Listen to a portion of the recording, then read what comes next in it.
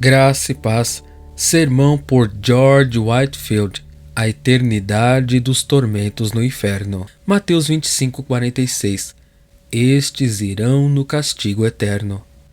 A excelência da dispensação do Evangelho é grandemente evidenciada por essas sanções de recompensas e punições que oferece a escolha de todos os seus ouvintes a fim de engajá-los a serem obedientes aos seus preceitos, pois promete nada menos que a felicidade eterna para os bons e denuncia um castigo não menor do que a miséria eterna contra os ímpios. Por um lado, é um favor da vida para a vida, por outro, um favor da morte para a morte. E embora alguém possa imaginar, a mera menção do primeiro seria suficiente para atrair os homens ao seu dever. Mas ministros de todas as épocas acharam necessário, frequentemente, lembrar seu povo do último e colocar diante deles os terrores do Senhor, como tantos dissuasores poderosos do pecado. Mas de onde é que os homens são tão dissimulados, insinceros e enganosos? A razão parece ser esta: a promessa de felicidade eterna é tão agradável às inclinações e desejos da humanidade que todos os que se chamam cristãos, universal e voluntariamente, subscrevem a crença dela. Mas então há algo tão chocante na consideração de tormentos eternos e aparentemente uma desproporção tão infinita entre uma adoração infinita de dor e uma vida curta passada em prazer, que os homens, pelo menos alguns deles, dificilmente podem ser levados a confessar isso como um artigo de sua fé, que uma eternidade de miséria aguarda os ímpios em um estado futuro. Devo, portanto, neste momento, pedir permissão para insistir na prova desta parte de um dos artigos de nosso credo.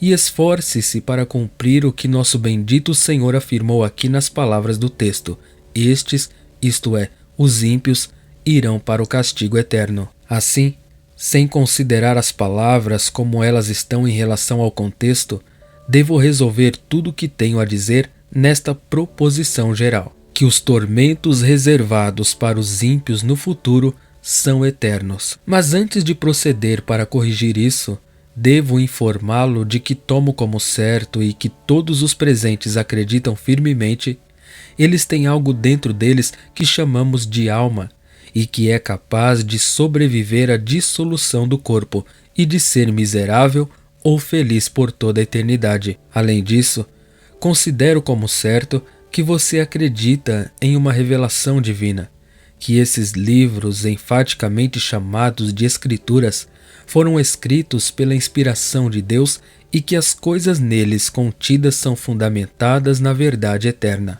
Eu tomo como certo que você acredita que o Filho de Deus desceu para morrer pelos pecadores e que há apenas um mediador entre Deus e o homem Cristo Jesus. Essas coisas sendo concedidas, e elas eram necessárias para serem premissas, procedemos agora para cumprir a única proposição geral afirmada no texto, que os tormentos reservados para os ímpios no futuro são eternos. Estes irão para o castigo eterno. O primeiro argumento que apresentarei para provar que os tormentos reservados aos ímpios no futuro são eternos é que a própria palavra de Deus nos assegura, linha após linha, que assim será. Citar todos os textos que possam ser produzidos como prova disso seria interminável, que seja suficiente instanciar apenas alguns. No Antigo Testamento, no livro de Daniel, capítulo 12, versículo 2, nos é dito que alguns acordarão para a vida eterna e outros para o desprezo eterno. No livro de Isaías, é dito que o verme daqueles que transgrediram a lei de Deus e morreram impenitentemente não morrerá, nem seu fogo se apagará. Em outro lugar, o santo profeta, atingido sem dúvida com espanto e horror com a perspectiva da continuação dos tormentos dos condenados, irrompe nesta comovente expostulação: quem pode habitar com as chamas eternas? O Novo Testamento é ainda mais completo quanto a este ponto, sendo uma revelação que trouxe esta e outras particularidades a uma luz clara. Judas nos fala dos desprezadores profanos de dignidades em seus dias, que para eles foi reservado o negrume das trevas para sempre. E no livro do Apocalipse está escrito que a fumaça dos tormentos dos ímpios sobe para todo sempre. E se acreditarmos no testemunho de homens inspirados, o testemunho do Filho de Deus, que teve o Espírito dado a ele, como mediador sem medida, é ainda muito maior. E no Evangelho de Marcos, ele repete esta declaração solene 3 vezes. É melhor para ti entrar na vida mutilado, isto é melhor renunciar à gratificação de tua luxúria ou incorrer no desagrado de um amigo.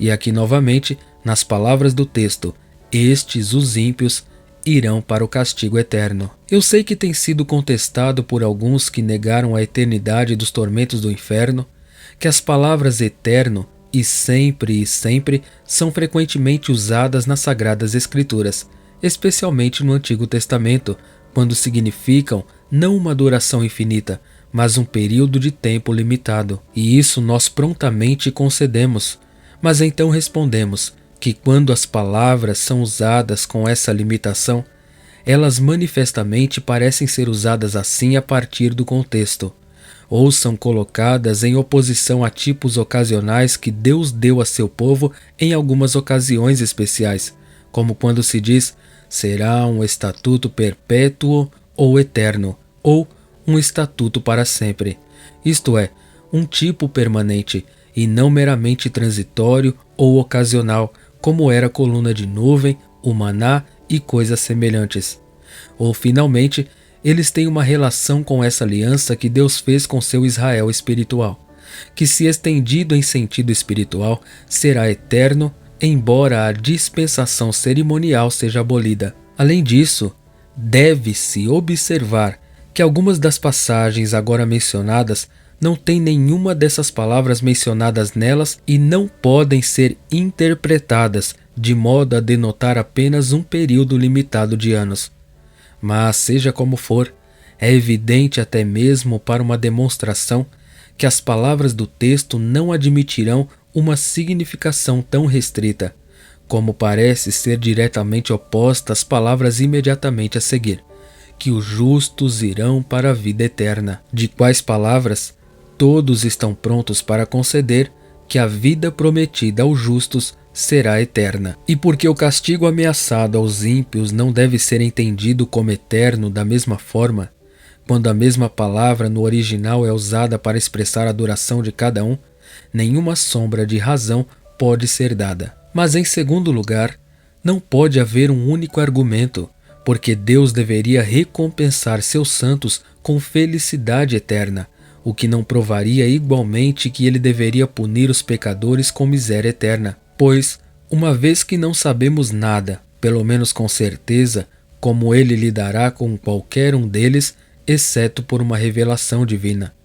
E visto como foi provado pelo argumento anterior, ele ameaçou tão positivamente punir eternamente os ímpios quanto recompensar os bons. Segue-se que sua verdade será tão impugnada e questionada se ele não infligiu suas punições como seria se ele não conferisse suas recompensas. E isso também foi objetado, que embora Deus seja obrigado pela promessa de dar suas recompensas, sua veracidade não pode ser questionada, supondo que ele não deve executar suas ameaças como na verdade não fez no caso de Nínive, que Deus declarou expressamente por seu profeta Jonas, deveria ser destruído em 40 dias.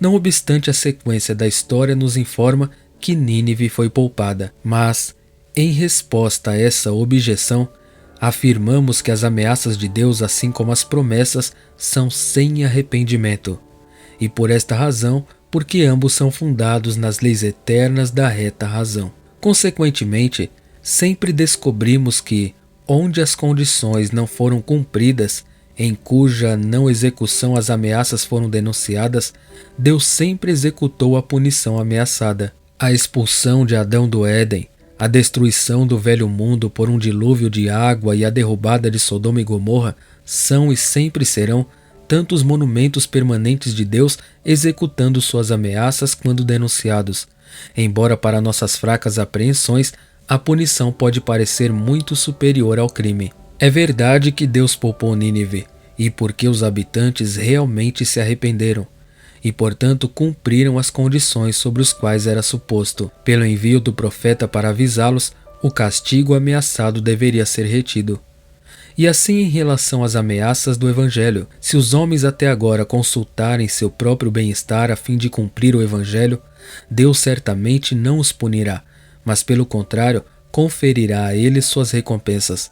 Mas afirmar que ele não punirá e que eternamente pecadores impenitentes e obstinados conforme ele ameaçou, o que é com efeito se não fazer Deus como um homem para que minta ou filho do homem para que se arrependa? Mas o absurdo de tal opinião parecerá ainda mais evidente a partir daqui.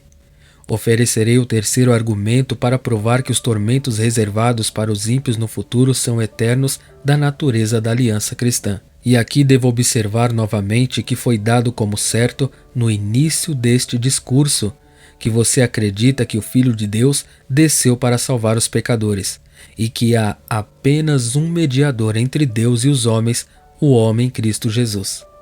E aqui eu tomo como certo, a menos que você acredite na doutrina absurda e injustificável do purgatório, que você está totalmente convencido de que esta vida é o único tempo concedido por Deus Todo-Poderoso para desenvolver nossa salvação, e que depois de alguns anos estamos passado, não restará mais sacrifício pelo pecado.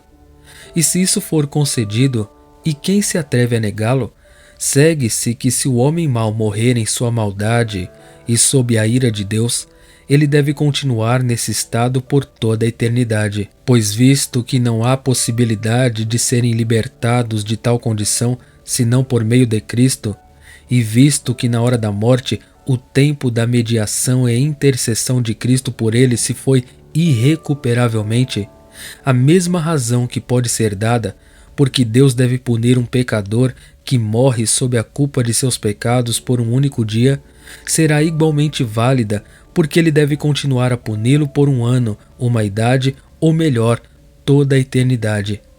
Mas apresso-me para o quarto e último argumento, para provar que os tormentos reservados para os ímpios no futuro são eternos, porque o castigo do diabo deve ser assim. Que existe tal ser a quem chamamos de diabo, que ele já foi um anjo de luz, mas por seu orgulho e rebelião contra Deus foi expulso do céu, e agora é permitido com o restante das maldades espirituais andar de um lado para o outro, procurando a quem possam devorar, que existe um lugar de tormento reservado para eles, ou para usar as palavras do apóstolo, que eles estão reservados em cadeias eternas nas trevas até o julgamento do grande dia, são verdades que todas aqui presentes deveriam ser convencidas.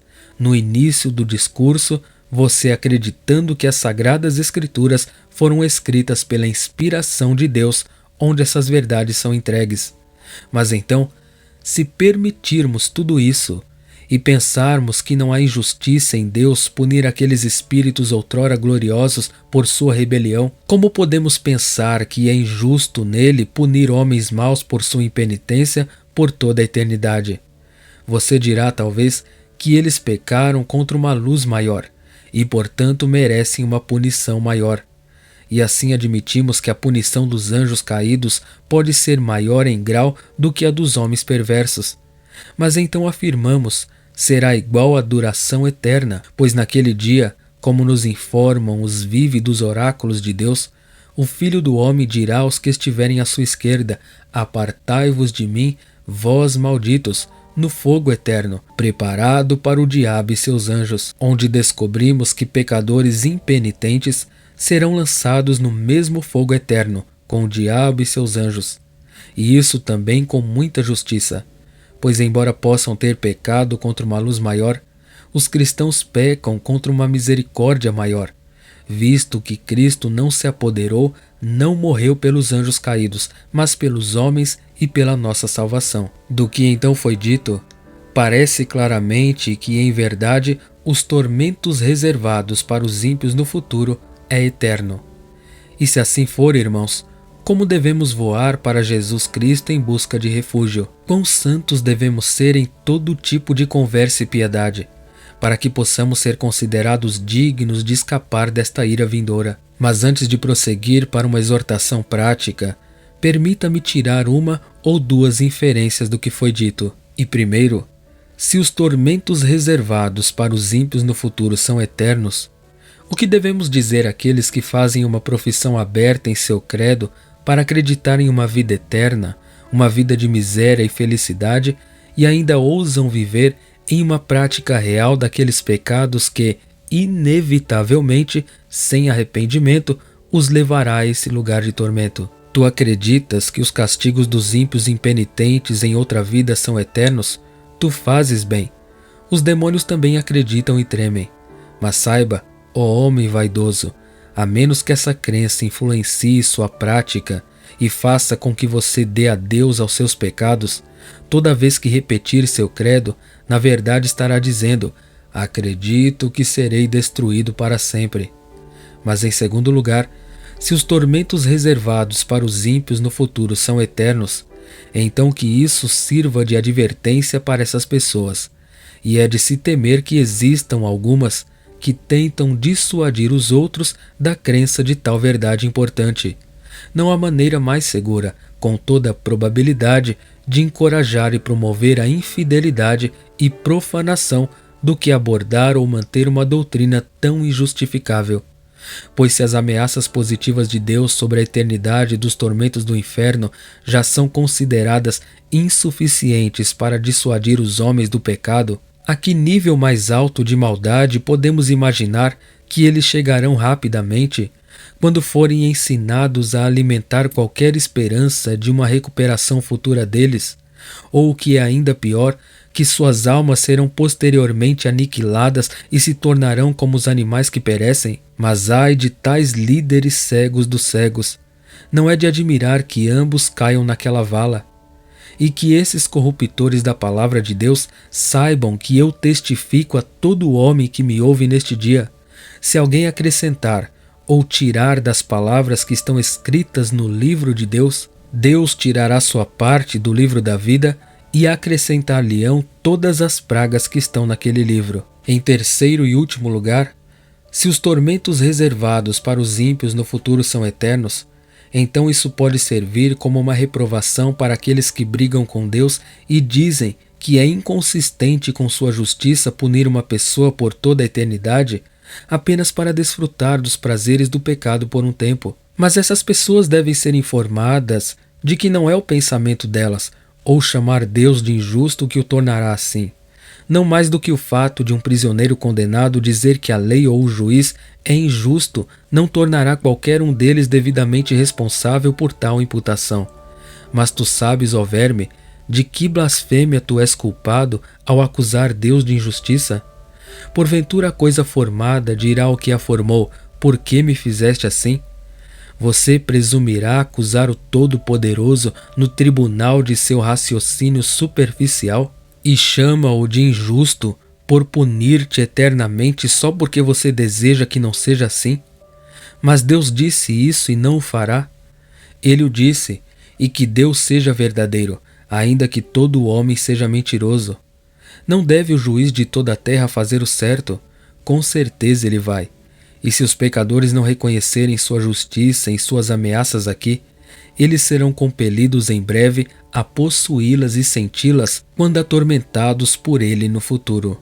Para chegar a uma aplicação mais prática do que foi entregue, vocês já ouviram, irmãos, a eternidade dos tormentos do inferno claramente provada pelas declarações expressas das Sagradas Escrituras e pelas consequências naturalmente tiradas delas.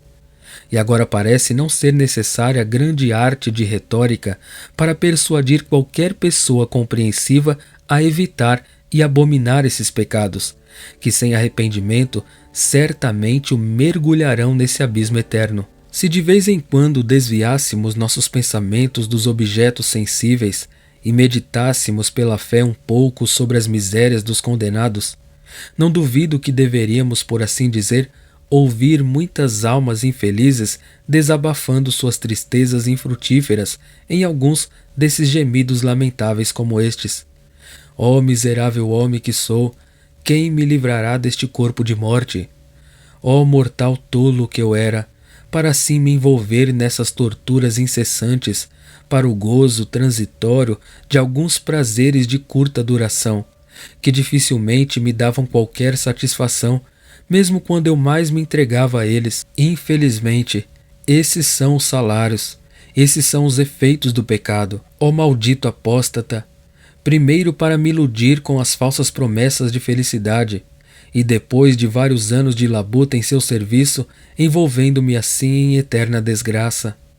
Oh, se eu nunca tivesse dado ouvidos às suas insinuações sedutoras! Ah, se eu tivesse rejeitado suas primeiras sugestões com a maior aversão! Oh, se eu tivesse tomado minha cruz e seguido a Cristo! Oh, que eu nunca tivesse ridicularizado a piedade séria! E por uma falsa polidez condenasse os verdadeiramente piedosos como muito severos, entusiasmados ou supersticiosos. Pois então eu tinha sido realmente feliz, feliz além da expressão, feliz por toda a eternidade, naquelas regiões abençoadas onde eles se encaixam vestidos com glória indizível e cantando seus aleluias seráficos ao Cordeiro que está sentado no trono para sempre. Mas infelizmente, essas reflexões vêm agora tarde demais. Esses desejos agora são vãos e infrutíferos. Eu não sofri e, portanto, não devo reinar com eles. Na verdade, neguei o Senhor que me comprou e, portanto, agora sou justamente negado por Ele. Mas devo viver para sempre atormentado nestas chamas? Deve este meu corpo, que não há muito esteve em bom estado, estava vestido de púrpura e linho fino, e se alimentava suntuosamente todos os dias, deve estar aqui eternamente confinado e feito à zombaria de demônios insultantes? Ó eternidade! Esse pensamento me enche de desespero. Venham então vocês, pecadores autoiludidos, e imaginem-se pela primeira vez no lugar daquele homem verdadeiramente miserável que descrevi aqui. Pense, eu imploro a vocês pelas misericórdias de Deus em Cristo Jesus. Pense consigo mesmo, quão torturante, quão insuportável o verme que nunca morre de uma consciência autocondenadora será doravante para você. Pense em como será impossível para você habitar com chamas eternas. Vinde, todos vós cristãos de espírito morno de Laodiceia, vós galeses na religião, que se importam um pouco, mas não o suficiente com as coisas de Deus. Oh, pensem consigo mesmos, quão deplorável será perder o gozo do céu e correr para tormentos sem fim, simplesmente porque você se contentará em ser quase e não se esforçará para ser totalmente cristão. Considere, eu imploro que você considere, como você vai delirar e amaldiçoar aquela estupidez fatal que o fez acreditar em qualquer coisa menos do que a verdadeira fé em Jesus, produtiva de uma vida de estrita piedade, abnegação e mortificação, para mantê-lo longe desses tormentos cuja eternidade tenho me esforçado para provar. Mas não posso mais. Esses pensamentos são muito melancólicos para mim, assim como para você ouvir. E Deus sabe como punir é seu trabalho estranho. Denunciar suas ameaças é meu. Mas se a simples menção dos tormentos dos condenados é tão chocante, quão terrível deve ser suportá-los. E agora, alguns de vocês não estão prontos para gritar: estas são duras palavras, quem as pode suportar? Mas que os cristãos sinceros não fiquem nem um pouco apavorados com o que foi entregue. Não, para você está reservada uma coroa, um reino, um peso eterno e excelente de glória. Cristo nunca disse que os justos, os crentes, os retos, os sinceros, mas os ímpios, impiedosos e negativamente bons professantes antes descritos, irão para o castigo eterno. Para você que o ama com sinceridade, um caminho novo e vivo é aberto no Santo dos Santos pelo sangue de Jesus Cristo, e uma entrada abundante será administrada a você no grande dia da conta, na vida eterna. Prestem atenção, portanto, e tomem cuidado para que não haja em nenhum de vocês uma raiz de amargura brotando da incredulidade, mas que nenhum professor obstinadamente perverso ouse aplicar qualquer uma das promessas divinas a si mesmos, pois não é adequado tomar a comida dos filhos e dá-la aos cães. Não, a tais os terrores do Senhor pertencem apenas. E tão certamente quanto Cristo dirá a seus verdadeiros seguidores: vinde, filhos abençoados de meu Pai, recebam o reino preparado para vocês desde o começo do mundo, então ele pronunciará inalteravelmente esta terrível sentença contra todos os que morrem em seus pecados: apartai-vos de mim, malditos, para o fogo eterno, preparado para o diabo e seus anjos. De qual estado infeliz? Que Deus de sua infinita misericórdia nos livre a todos por meio de Jesus Cristo, a quem contigo, ó Pai, e contigo, ó Espírito Santo, 3 pessoas e um Deus eterno, sejam atribuídos, como é devido, toda a honra, poder, glória, majestade e domínio, agora e para sempre. Amém.